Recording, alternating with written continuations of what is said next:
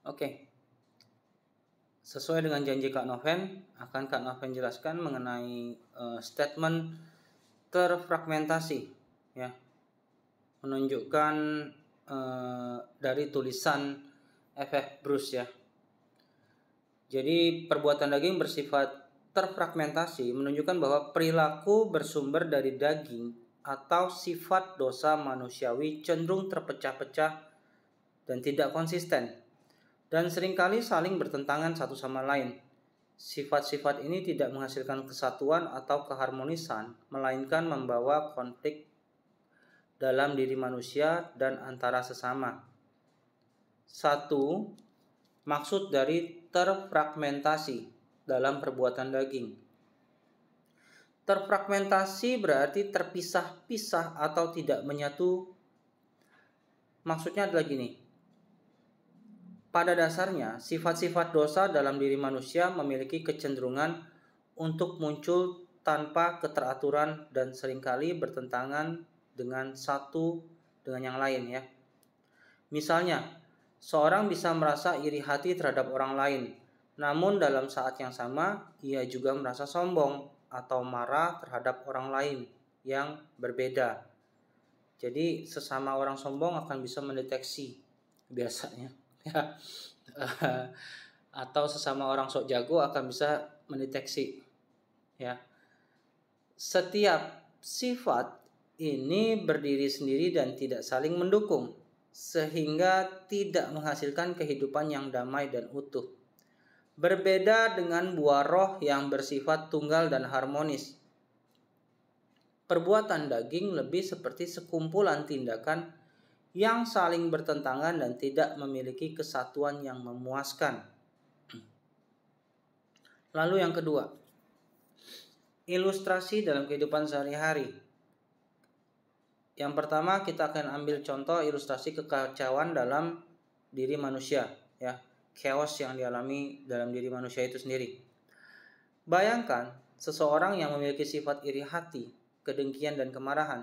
Saat ia melihat keberhasilan orang lain, ia merasa iri. Perasaan ini bisa muncul, ya, memunculkan kemarahan atau bahkan keinginan untuk menyakiti orang lain. Orang yang sukses tersebut misalnya ingin disakiti. Di lain waktu, orang ini mungkin menunjukkan perilaku sombong, merasa lebih baik dari orang lain. Jadi either A atau B gitu loh, ya. Jadi nggak bisa langsung muncul semua. Kecuali mungkin orang itu udah akut banget kali, ya. Setiap sifat dosa ini berdiri sendiri dan bukannya bersatu untuk menciptakan kehidupan yang harmonis. Justru hal ini menyebabkan konflik dalam diri orang tersebut. Jadi biasanya akan muncul konflik batin sendiri, ya. Bisa jadi mengalami kecemasan gak jelas, bisa mengalami gelisah, tidur yang terganggu, insomnia gitu, ya. Nah, ilustrasi yang kedua, hubungan yang konfliktual. Misalnya di lingkungan kerja, seorang karyawan yang selalu merasa iri terhadap rekan kerjanya yang lebih sukses akan mudah merasa marah, menjelek-jelekan rekan tersebut, dan bahkan menyimpan dendam. Dalam waktu bersamaan, ia juga berusaha menunjukkan dirinya lebih baik dengan kesombongan yang ia miliki. Semua ini adalah fragmen-fragmen atau potongan-potongan sifat negatif yang tidak menghasilkan keharmonisan dalam hubungan. Ketiga, analogi perbuatan daging yang terfragmentasi. Analoginya seperti pecahan cermin. Perbuatan daging bisa diibaratkan seperti cermin yang pecah menjadi potongan, di mana setiap pecahan menunjukkan refleksi yang terdistorsi dari objek yang sama. Begitu pula sifat-sifat dosa dalam diri manusia adalah pantulan terdistorsi dari kemuliaan yang seharusnya ia miliki. Tidak ada hubungan atau kesatuan antara pecahan cermin tersebut sehingga cermin tidak lagi bisa menunjukkan gambaran utuh atau harmonis. Analogi yang kedua yaitu seperti paduan suara, di mana setiap anggota menyanyi nada yang berbeda tanpa adanya harmoni.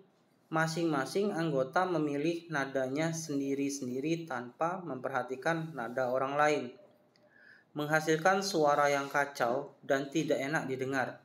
Ini menggambarkan bagaimana sifat-sifat daging bekerja dalam diri seseorang, saling bertentangan tanpa adanya kesatuan yang menenangkan. Yang keempat, kontras dengan buah roh yang harmonis. Berbeda dengan perbuatan daging yang terpecah dan saling bertentangan. Buah roh adalah kesatuan karakter yang harmonis. Kasih, sukacita, damai sejahtera, kesabaran, dan sifat-sifat lainnya yang bekerja bersama-sama menghasilkan karakter yang menyatu dan berkesinambungan. Analogi buah dalam satu pohon. Analogi yang berikutnya adalah buah-buah dalam satu pohon. Buah roh bisa dianalogikan seperti sebuah pohon yang menghasilkan satu jenis buah dengan berbagai rasa, manis, segar, bergizi, dan lain-lain. Mungkin ada yang asam, ada yang suka asam manis gitu ya, atau manis banget gitu. Nah, semua sifat dalam buah roh seperti kasih, sukacita, damai sejahtera, dan lain-lain adalah aspek yang harmonis dari satu kehidupan rohani yang dihasilkan dari sebuah proses ya. Seperti buah roh yang mencerminkan kesehatan pohonnya. Nah, pohonnya kan pasti sehat karena apa? Kita adalah carang atau rantingnya, sedangkan Yesus adalah pokoknya ya, sebagai sumbernya. Jadi kalau kita tidak menghasilkan buah roh, patut dipertanyakan apakah kita masih tercangkok dalam Kristus atau tidak. Kesimpulan, dengan mengatakan bahwa perbuatan daging bersifat terfragmentasi, Bruce menegaskan bahwa sifat-sifat dosa dalam diri manusia tidak bekerja dalam kesatuan yang harmonis, melainkan saling bertentangan dan membawa ketidakteraturan serta konflik, baik dalam diri individu itu sendiri maupun terhadap relasinya dengan orang lain. Oke, demikianlah penjelasan mengenai terfragmentasi. Perbuatan daging itu terfragmentasi. Ya. Demikian penjelasan dari Kak Noven. Tuhan Yesus memberkati. God bless.